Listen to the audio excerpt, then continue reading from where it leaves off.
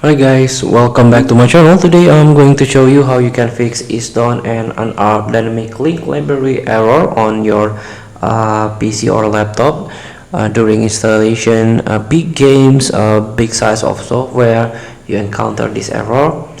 So here, the first thing to do, you can browser.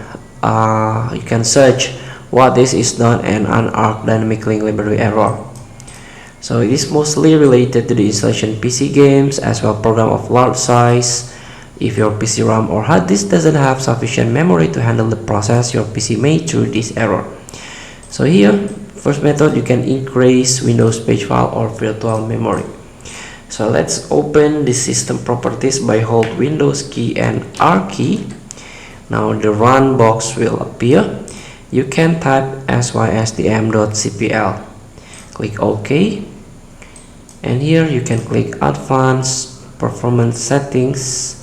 Again, you can click Advanced, and this is the virtual memory. A paging file is an area on the hard disk that Windows uses as if it were RAM. So you can click Change, untick this box in order to manually manage paging file size for all hard drive. You can click Custom Size. Now you can fill it by 400 and 3000.